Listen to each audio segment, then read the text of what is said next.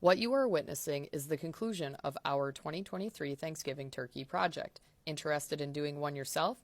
In this video, I will outline the basics of our project for this year. We got our 60 turkey poults on August 9th. We increased from 50 turkeys last year that were all sold out to 60 this year, and we had another sellout year.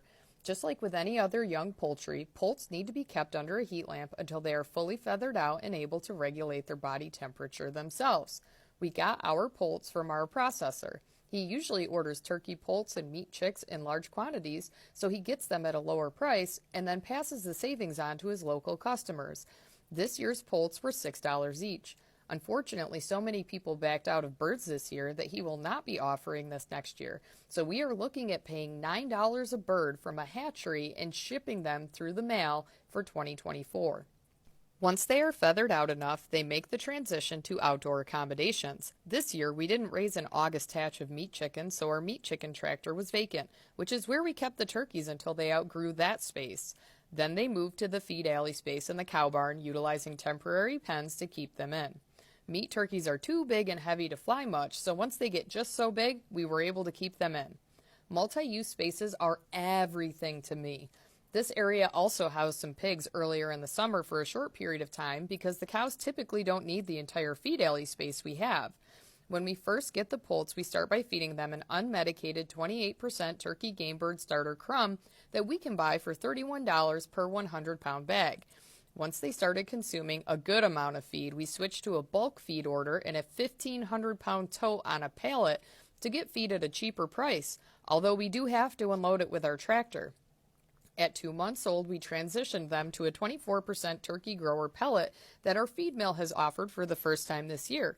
We find that pellets help them waste less feed.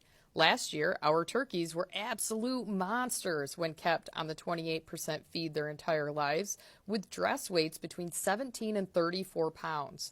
Making the switch to the 24% grower kept weights much more reasonable, and most of our customers were much happier with weights ranging from 14.5 to 25 pounds. This entire group of turkeys consumed 4,600 pounds of feed throughout their lives and averaged 76.27 pounds of feed per bird. This is more efficient than the suggested estimate of 100 pounds per bird for broad-breasted whites, which I believe is due to their ability to free range for the majority of their lives.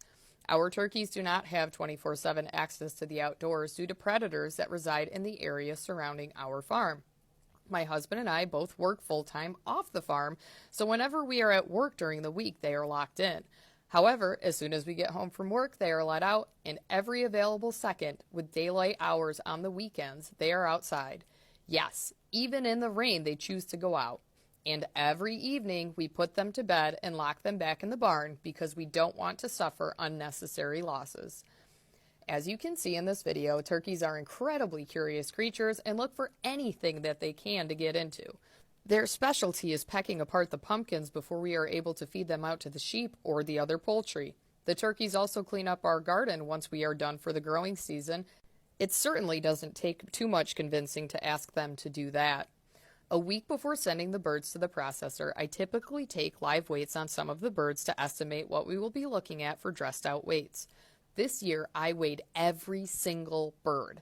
I am a numbers-based person, so once life slows down a bit, I plan on analyzing the dressed weights we received back and how they compared to the live weights I took the week before processing. This is the second year that we have used our livestock trailer for transport, which we purchased in June of 2022.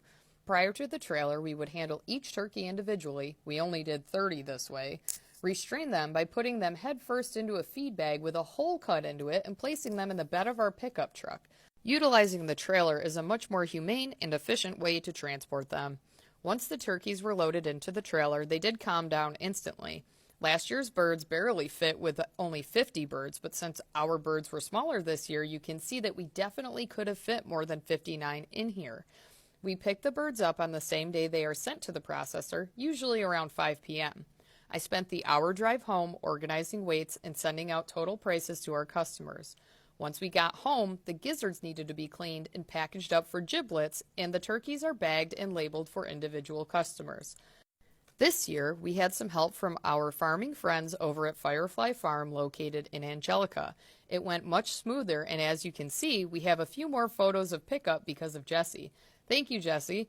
Our customers usually pick up directly from our farm, which is kind of in the middle of nowhere for many of our customers, but since we both work full-time and have young children, there isn't much of another option at this point. The following 2 days are always stressful, making sure that every bird gets to the correct customer.